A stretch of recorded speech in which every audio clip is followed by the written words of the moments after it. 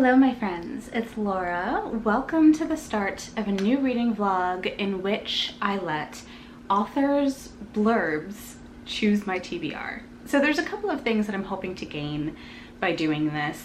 First of all, I want to find new to me authors that I can enjoy and hopefully continue reading from. And the other thing is that I want to recreate the vibe or the reading experience that I had with reading some of my previous favorite books. Hopefully recreating that reading experience, or not exactly, but at least the vibe, the feel.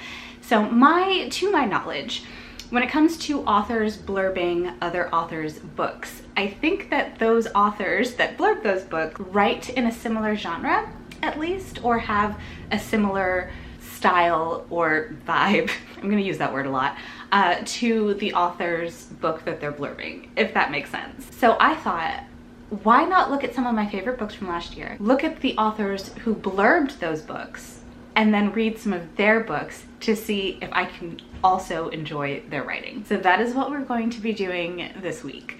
Excuse my nails.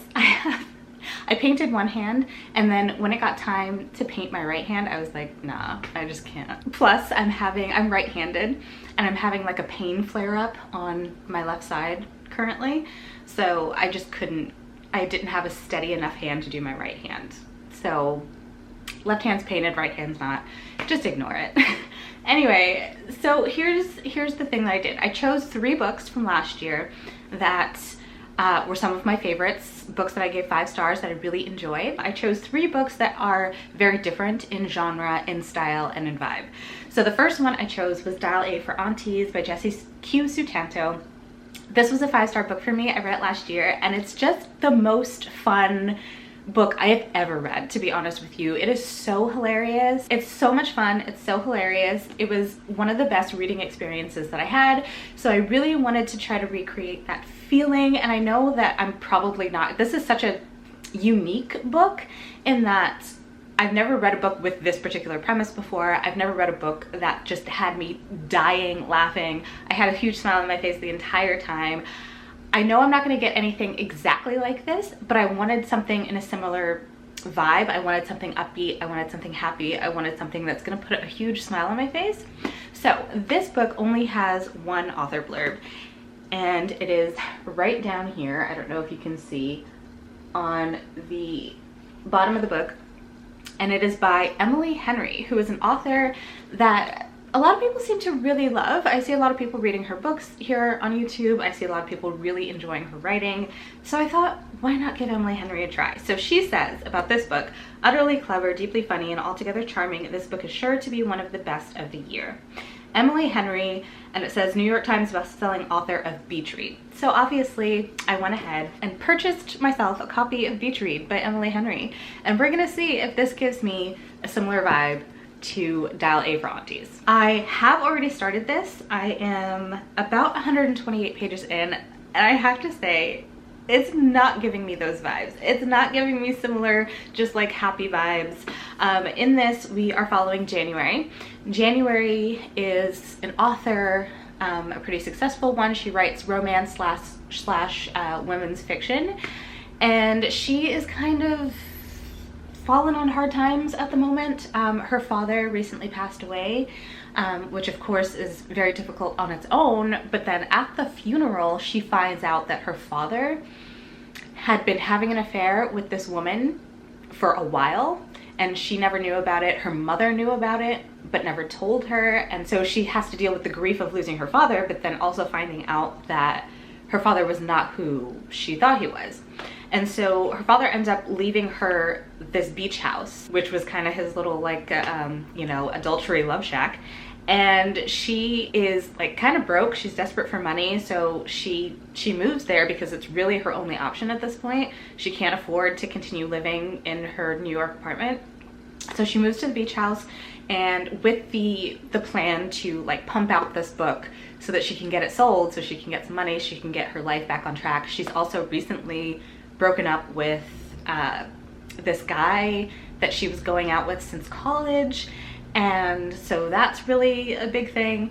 And then apparently she has like this this nemesis author that she went to college with, that she like is constantly comparing herself to, or like not like comparing herself to, but like is constantly aware of his career because he's so successful, and he like said a thing to her back in college that made her really angry or whatever. And it turns out that the beach house that she's staying in, he is staying in the beach house like right next to her. So they end up like connecting, and they make a bet, right? Because she's having a really difficult time writing her book. He's having a really difficult time writing his book.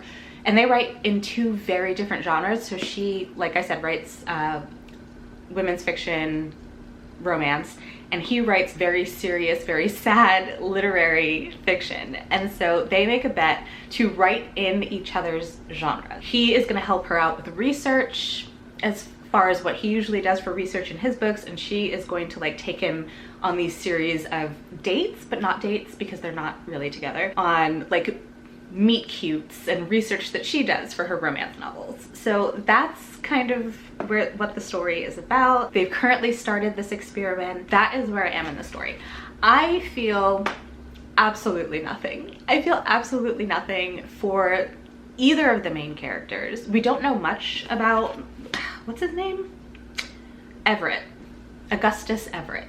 We don't know much about him yet. It's all from January's perspective, which I personally, I think I've discovered that I really like having dual point of views in romance novels. So I like getting the perspective from the man, but we don't get the perspective from him in this book. She is obviously attracted to him, and you can kind of tell that he's attracted to her as well. So there's some tension there, but it's not, I'm not feeling anything. I'm really not feeling anything for any of them, for anything that's going on.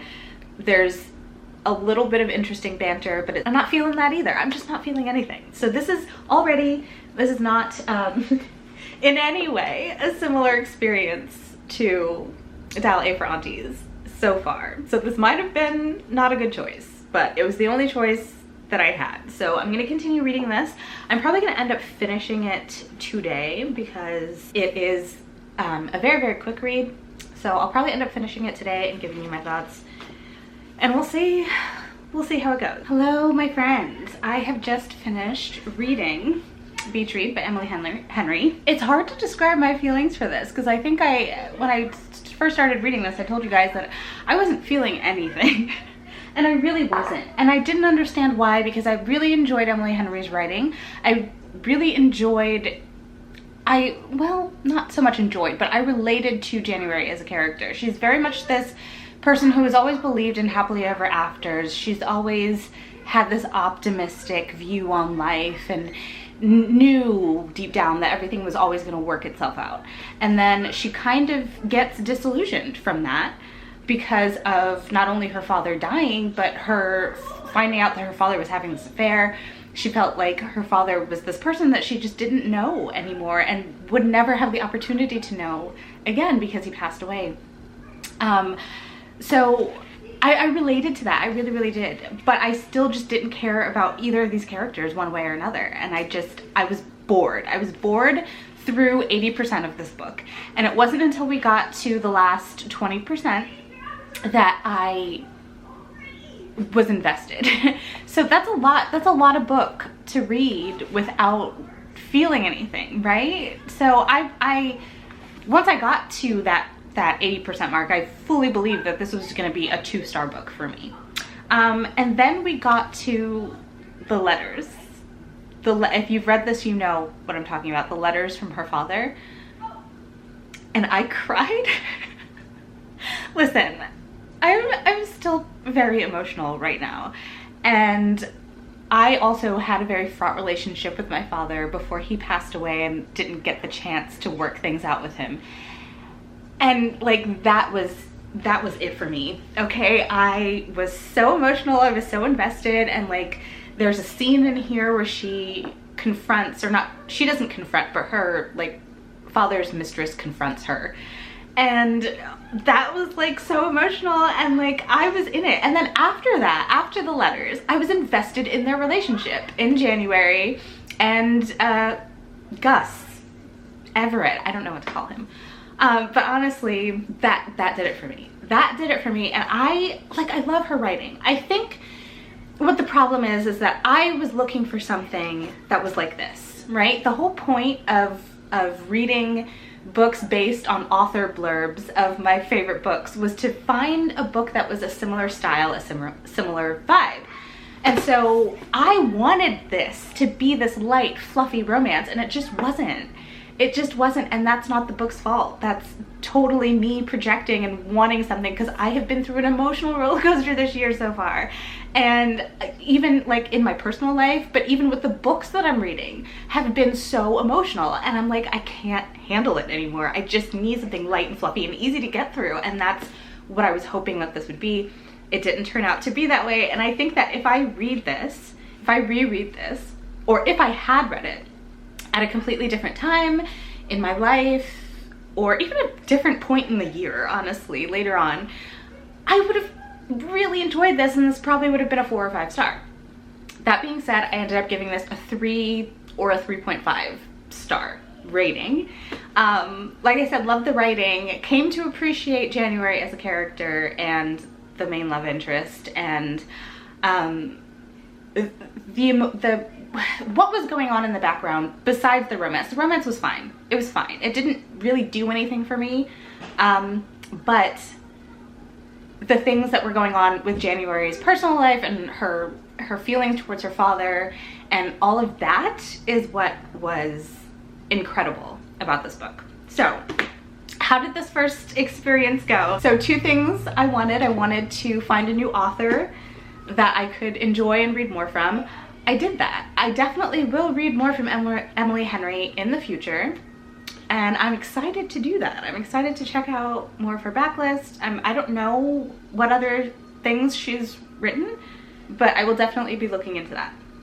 Okay, and then as far as the other thing, finding a vibe, having a similar reading experience to the original book, not at all. Not at all. This completely different vibe, completely different experience reading this book, but that's totally fine. That's totally fine. I got 1 out of the 2 and I'm not mad at it.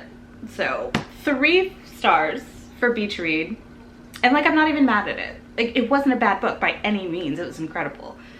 Just not what I needed at the time, and it's totally a me thing and not a book thing. So I look forward to reading more from Emily Henry. I look forward to rereading this sometime in the future and hopefully enjoying it more when I'm in a better headspace, when I'm in a better emotional space, and yeah. But that was the first one. So now let's move on to the second. The second book that I chose to do this with is The Sword of Cigan, which we all know is my favorite book of 2021. One of my new favorite books of all time. Absolutely loved this. And this was another emotional read. And I'm just really hoping, that the next book that I end up reading is not going to be so emotionally charged. Like, I want to enjoy it. I really, really do. But I need a break. I need a break. This was very emotional. This had me sobbing, but the vibe that I'm looking for really is just like a similar, not even similar, but just a magic system or a type of magic that is going to blow me away. And this had a very simple, in my opinion, magic system. It was elemental magic, but the way that the magic was used was so unique and interesting, and I loved seeing that. I loved the like fight scenes, the battle scenes in here were absolutely incredible. And of course I connected so much to the main character and found it so incredibly emotional. And as far as like the interpersonal relationships and all that, absolutely loved it. This is a self-published fantasy work, so I assumed that I was going to find another self-pub author to enjoy, and I think I have. There's one blurb on the back that is from a fellow author, and it is J.C. King, an author that I've never heard of before, but they are an author that is also independently or self-published and writes adult epic fantasy that is Asian inspired. So I didn't know where to start with this author's work because he seems to have an overall world and then a couple different series in that world. So I was just a little confused on where to start. I went to his website and figured it out. So the book I'm going to be reading, I'm actually going to be reading 2, but the first one is like a very short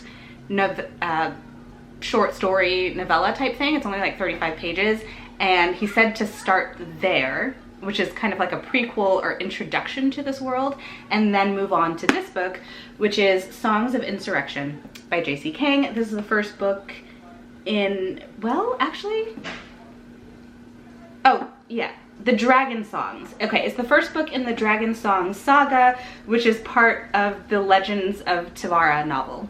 So you can see why I was confused. I didn't know where to start. But this is the book that he said to start with, so it's the book I'm going to be reading, although I am going to read the short little novella first, so I'll probably read that right now, actually, and then I'll come back and give you an update on that, and then I'll move on to this one. This is like an absolutely stunning hardcover, by the way. It's beautiful.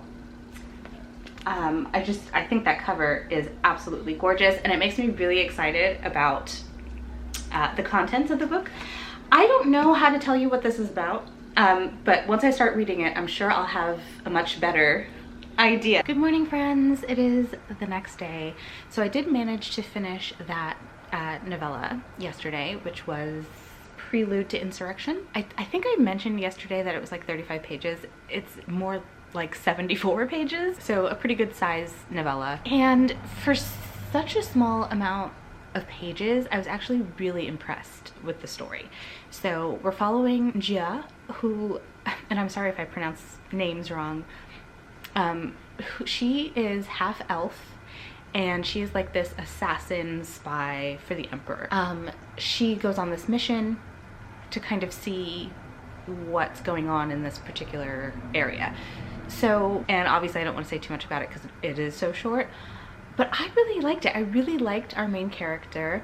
I really liked the action that we got in here. I thought that the writing style was super easy to get into, and I really enjoyed my time with it. So I gave it a 4 out of 5 stars, and it made me really excited to read the novel, to get into that. So I did. I read the first 3 chapters last night, and I'm confused. I'm confused because of the prequel novella that I read, because like I said, that main character Jia, we're also following her in here along with another character, and like she comes to, in the prelude in that novella, she discovers something, and when she's on her mission, and comes to a conclusion about something that's happening. In here we're following her, and it seems like what happened in the prequel novella hasn't happened yet, hasn't happened at all, and she discovers something in here in the last chapter that I just read that kind of makes what happened in the novella not make sense. So I don't know how they fit together, because it doesn't seem like they do at this point. So I'm really confused about that. But I am only 3 chapters in. The chapters are nice and short, so that was only, what, 30 pages, 32 pages. So I'm hoping, I'm just gonna trust the author, and I'm hoping that everything will make sense eventually. I'm enjoying it, but I'm confusion. So that's where I am. Besides that character that I mentioned that we're following, we're also following Kea. I don't know if I'm pronouncing that right either, but Kea is a princess. She is the youngest of her siblings, and she really has no like political importance except to, like, you know, marry well. And so she is currently like being paraded in front of suitors, and she's like hating it. I already love her perspective. Only had 1 chapter with her so far, 1 or 2 chapters, and really enjoy her point of view. So I think I'm gonna have a lot of fun with that. And there's a dragon in here. There's a dragon. I don't know how he's gonna fit in, but I'm very excited to find out what happens with that dragon. Bella, why are you so barky? Why are you so barky today? It's cold, so she's got her little sweater on. Right? You nice and warm?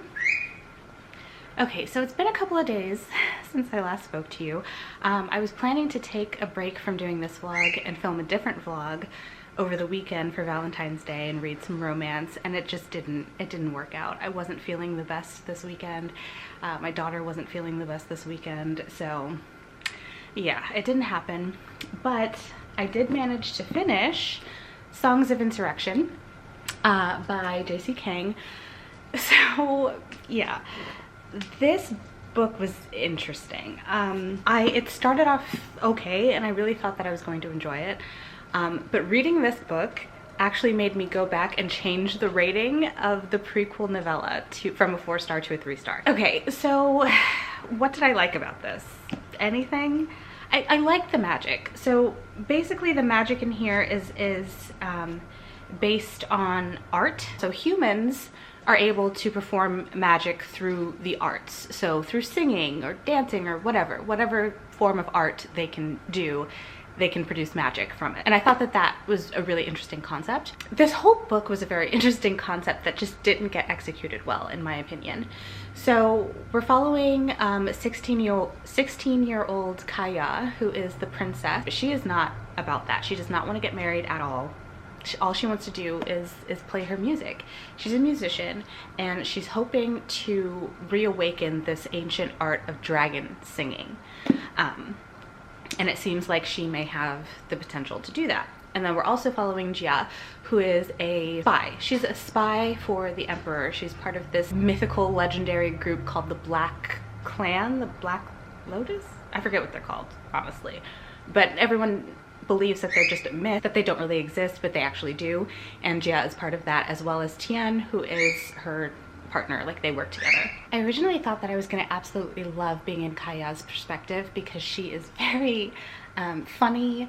She's described as like being very awkward and not very good looking, not very princess-like, and I thought I was going to enjoy it. I didn't, and it's mostly because she is a 16-year-old girl, and being in her head was so annoying. Like, she meets this Prince Hardeep, and immediately falls in love with him, immediately, and then most of her thoughts afterwards are consumed by, oh my god, his eyes, and just, you know, which is fine. It's absolutely fine, and that wouldn't have bothered me that much because we do have the other perspectives that are more interesting at times, even though what's going on with her is interesting, but it's just like, it was so bogged down by her 16-year-old thoughts.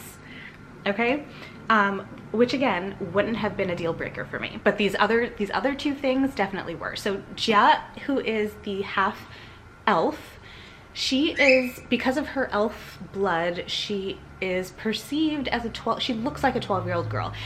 It's told over and over again to us in the book that Jia looks like a 12-year-old girl when she's actually like 30 or something. And the fact that we're constantly being reminded, that's another thing, like the writing is very clunky and not smooth at all, and very awkward and very repetitive. So we get things repeated to us over and over again, and one of those things was the fact that Jia looks like a 12-year-old girl, but she's actually 30.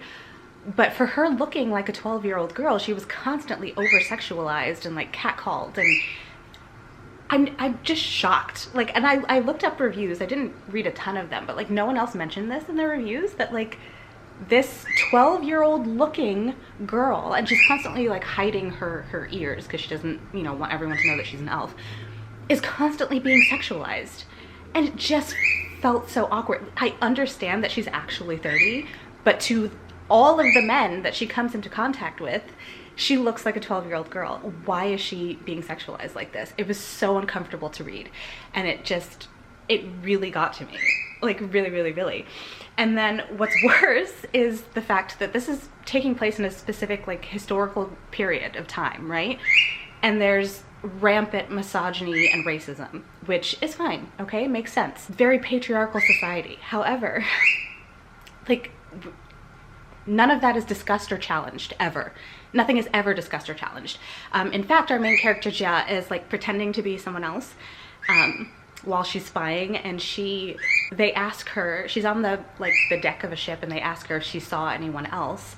And she says, referring to the people in the South, okay, she called them curry-loving brown folk.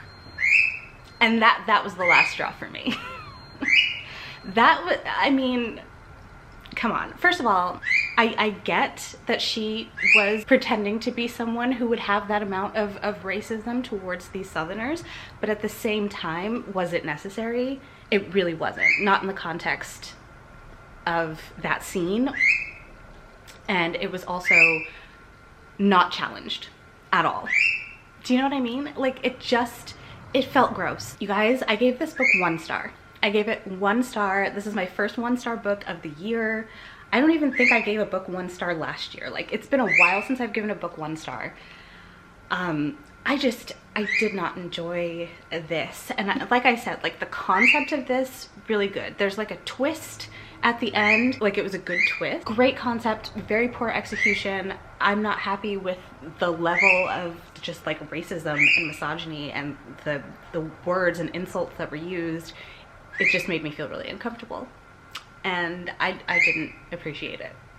So yeah, that is this book. So did this book do what I wanted it to do? Absolutely not. It was not reminiscent of Sword of Cigan. It did not have the same epic feel or scope. The writing, it didn't give me the same vibe, and I have not found a new author to read more from, because I will not read any more from J.C. King ever again. So that was a complete fail, unfortunately.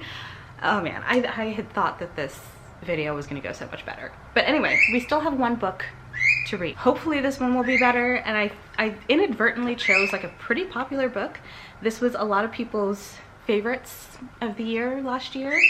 Okay, so the next book I chose to do this with is Lake's Edge by Lyndall Clipstone. This was another one of my favorite books of the year last year. And this has a very gothic vibe, and that is exactly what I was looking for. I was looking for another book that was gonna have a very atmospheric gothic vibe. So I was hoping, in looking at the blurbs, the author blurbs for this, I would find something similar. The first blurb on here is by April Genevieve Teholke, which I wasn't interested in reading anything from. Then we have Juliette Marillier, I don't know how you say her name, which I am interested in reading books from, but didn't think would give me those same vibes, do you know what I mean? And then we had Emily Lloyd-Jones, which I have read from before and love, as well as Dawn Kurtagich, who writes mostly horror, YA horror, and I've also read from her before. So the only other author on here was S.T. Gibson, the author of A Dowry of Blood. So of course I went with S.T. Gibson and I picked up A Dowry of Blood. This is actually really short, and it is a lyrical and dreamy reimagining of Dracula's brides. A Dowry of Blood is a story of desire, obsession, and emancipation. So it sounds really good. Like, I've heard nothing but amazing things about this book, and like I said, it was a lot of people's like favorite of the year last year. I'm excited to give this a read. Hopefully I enjoy it, because I have not been enjoying anything that I've been reading lately, which is sad. So hopefully this turns things around for me.